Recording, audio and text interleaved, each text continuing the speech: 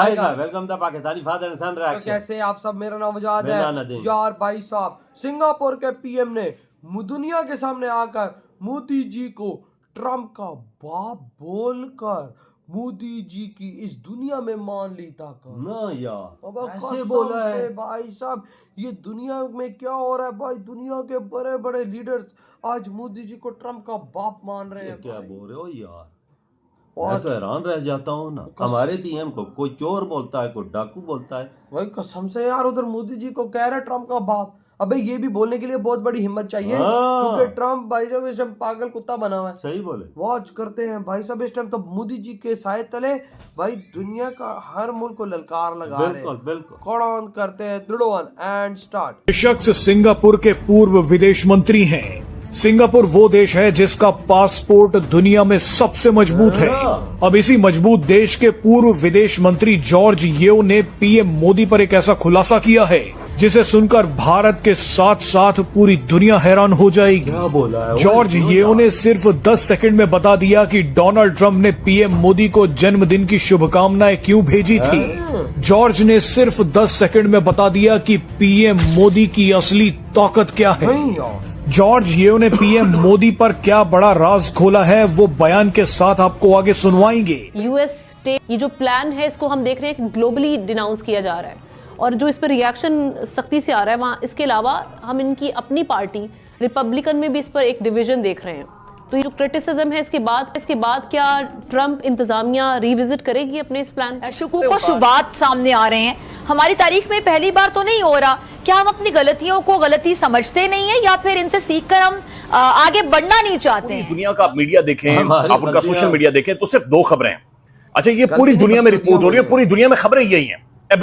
हैरानकुन तौर पर पाकिस्तान का जो प्राइम टेलीविजन मीडिया है वो डिस्कशन कर रहा है। गवर्नमेंट भी अमेरिका चेंज करवा सर देगा। पूरे हथकंडे इस्तेमाल तो कर रहे हैं। आप इंडियन मीडिया नहीं देखते हैं, आप देखिए इंडियन मीडिया पूरे हथकंडे इस्तेमाल कर रहे हैं। जो लोग कल मोदी मोदी करते थे, मोदी के गाने गाते थे, जो नाचते थे मोदी का नाम लेके, वो आज मोदी के अगेंस्ट खड़े हुए हैं। क्यों खड़े हुए हैं भाई? कि पीछे सपोर्ट है अमेरिका की। ध्रुव राठी साहब कितना बड़ा नाम है, कितना बड़ा ब्रांड है उनका, आज वो भी मोदी साहब के खिलाफ बोलते हैं। क्यों बोलते हैं? जा रहा है तो कह ही लेते हैं, बासी कड़ी में उबाल आ रहे हैं। क्या जरूरत पेश आ रही है उनके चीफ्स को ये सब कहने की? सिर्फ और सिर्फ इस बुनियाद के ऊपर नहीं होते कि one fine day Donald Trump को पाकिस्तान के अंदर जो है पाकिस्तान बहुत अच्छा लगना शुरू हो गया है, तो इसलिए इतनी ठंडी हवाएं जो है वहां से चल रही है। जारी बात है उनके मफादात हैं। और I don't think we see ourselves as leading the world. वो देख रहे हैं कि कहानी है क्या, हमारे साथ हुआ क्या। Trump invited the Pakistani army chief to the White House, who agreed to nominate Trump for the Nobel Prize. So India stood firm. Trump realizing you can bully India, sent him birthday greetings. And Modi replied, my friend, thank you for your kind felicitations. So we are seeing now a multipolar world. कड़ी में उबाल आ रहे हैं। मुहावरा तो आपने सुना ही होगा, लेकिन इसका इतलाक भारत की मौजूदा सूरत हाल पर होता है। Trump realizing that you can bully India. उन्होंने ओपन कर दिया कि पूरी दुनिया देखे कि पाकिस्तान के अंदर नाज़रीन लोगों ने देखा कि भाई ये बड़ी हैरानकुन चीज है कि इधर बैठा हुआ बेशर्म साफी या बेशर्म मीडिया ये कहता है कि ये लोग इंडियन एजेंट है, ये पाकिस्तान के खिलाफ है, ये पाकिस्तानी सालमियत के खिलाफ है। उसके बाद नाज़रीन पाकिस्तान के अंदर रिएक्शन सामने आया है और ये वाकईतन पाकिस्तान के उस मीडिया जिनको गालियां दे रहे हैं। आपको सिंगापुर के पूर्व विदेश मंत्री जॉर्ज येओ का बयान सुनना चाहिए। जॉर्ज येओ ने बताया कि भारत कितना ताकतवर बन गया है, पीएम मोदी कितने ताकतवर बन गए हैं। जॉर्ज ने कहा कि डोनाल्ड ट्रंप को पता चल चुका है कि वो भारत को नहीं धमका सकते।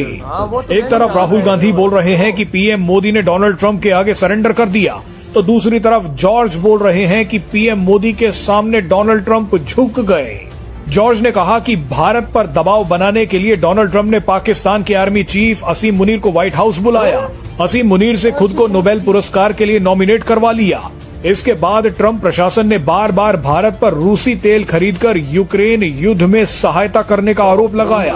भारत पर अतिरिक्त 25% टैरिफ भी लगा दिया, लेकिन भारत अडिग रहा। जॉर्ज ने बताया कि डोनाल्ड ट्रंप को एहसास हो गया कि वो भारत को धमका नहीं सकते, इसीलिए उन्होंने पीएम मोदी को अचानक जन्मदिन की शुभकामनाएं भेज दी ताकि मामले को थोड़ा ठंडा किया जा सके।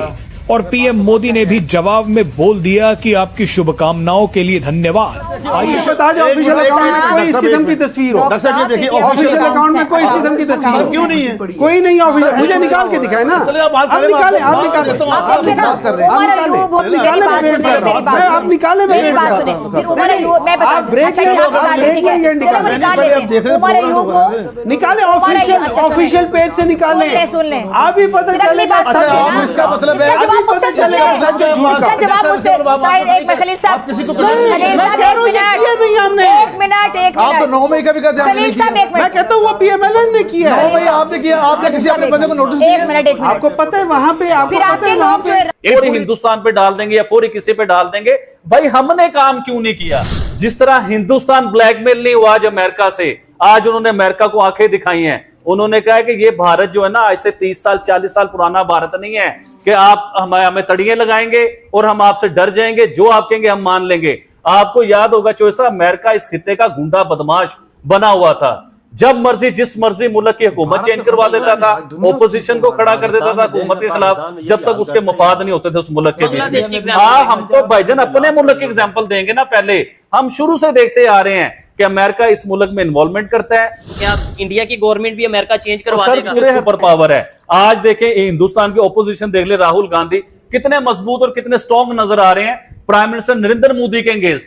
क्यों आ रहे हैं भाई? आज से 2 साल पीछे चले जाए, वो बिल्कुल भी स्ट्रॉन्ग नहीं नजर आ रहे थे, वो बिल्कुल भी पावरफुल नजर नहीं आ रहे। नहीं आपको समझ आती तो अपने नेबर हिंदुस्तान से सीखिए चीज को लेके कि वो आज किस तरह अमेरिका की आंखों में आंखें डाल के खड़ा हुआ है। वो नहीं डर रहा अमेरिका से, वो अपने मुल्क की इकोनॉमी से नहीं डर रहा, अपने मुल्क की गुर्बत से नहीं डर रहा। वो कह रहा है कि वक्ती तौर पे देखिए 4, 5, 10 साल की प्रॉब्लम होगी, हमारी इकोनॉमी गिरेगी, हम नीचे आ जाएंगे, हमारे पर पाबंदियां लगेंगी, सेक्शन लगेंगे, हमारे ऊपर लग जाएं, लेकिन हम गुलामी नहीं करेंगे। और जब इंसान ऐसी मुसीबतों के बाद ऊपर के ऊपर आता है ना, तो दुनिया में अलग ही नजर आता है सर। देखिए अभी आप टेक्नोलॉजी और तरक्की की और चाइना की बात कर रहे हैं कि चाइना ने पैगाम दिया अमेरिका को टेक्नोलॉजी हासिल करके, तरक्की हासिल करके। तो मुझे बताएं हम लोगों ने क्या तरक्की की? हम तो आज भी अपने डैमों में फंसे हुए हैं। देखें जिस पाकिस्तान में कई डैम हैं, लेकिन कुछ डैम ऐसे हैं जो आउटसाइडेड डैम आते हैं और उन डैमों के बीच में पानी की सतह भी, मेजरमेंट भी जो है ना, वो भी हम नहीं कर सकते। हमारे पास टेक्नोलॉजी नहीं है कि हमें पता ही नहीं कि पानी कितना आ चुका हुआ है, कितना पानी हो गया, वो भी अंदाज। इधर हुई है वीडियो खत्म। भाई साहब देखो, आज सिंगापुर का प्राइम मिनिस्टर क्या बोल रहा है कि भाई साहब भारत इस टाइम, मोदी जी इस टाइम ट्रम्प का बाप है। भाई साहब उसने कहा कि मैं इसको कब्जा कर लूंगा, लेकिन भाई साहब भारत ने उसकी मार के रख दिया। हम पाकिस्तानी का क्या कह रहे कि उधर जाके ट्रम्प के चाट रहे हैं उसको नोबेल प्राइज के लिए। भाई साहब उसको वो कर दिया नॉमिनेट, बेइज्जत कितना में कर गया वो। 2 वर्डिंग में, 2 लफ्जों में हमारी मार के रख गया। 2 वर्जों में भाई साहब भारत को वो इस दुनिया का किंग बोली है। कितनी बड़ी बेइज्जती की बात है कि दुनिया के बड़े बड़े लीडर्स इस टाइम हमें क्या बोल रहे हैं? गुलाम। भाई साहब उठाने वाले। और भारत को क्या बोल रहे हैं कि भाई साहब ट्रम्प को अपने आगे झुकाने वाले। कितना बड़ा फर्क है भाई साहब। वो भी सिंगापुर का मंत्री बोल रहा है, भाई देख ले भाई साहब इतनी शर्म की बात, ये बात सुन के मैं शर्म से गंदा हो गया। सिंगापुर कसम से ऐसा फील हो रहा है कि भाई साहब मुंह काला मेरा हो गया है ये बात सुन के कि भाई साहब कह रहे कि पाकिस्तान उसके उठा रहा था और भाई साहब उसको नॉमिनेट कर दिया नोबेल प्राइज के लिए। और भारत का अगर देखा जाए तो ट्रम्प ने कोशिश की इनको झुकाने की, लेकिन भारत ने ट्रम्प को झुका दिया, मोदी जी ने ट्रम्प को झुका दिया। मोदी जी की ताकत वो दुनिया में मान रहे हो यार।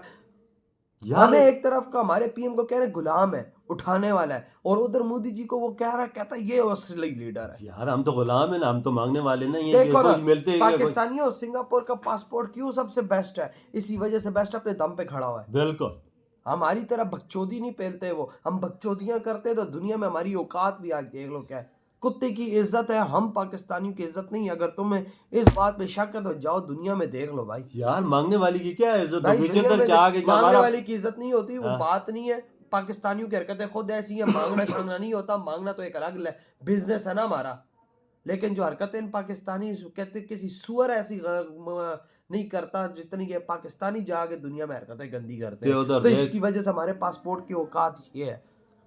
भारत क्यों आगे बढ़ रहा है? देखो ना क्या सिंगापुर का भाई बड़ा मंत्री क्या बोल रहा है वो।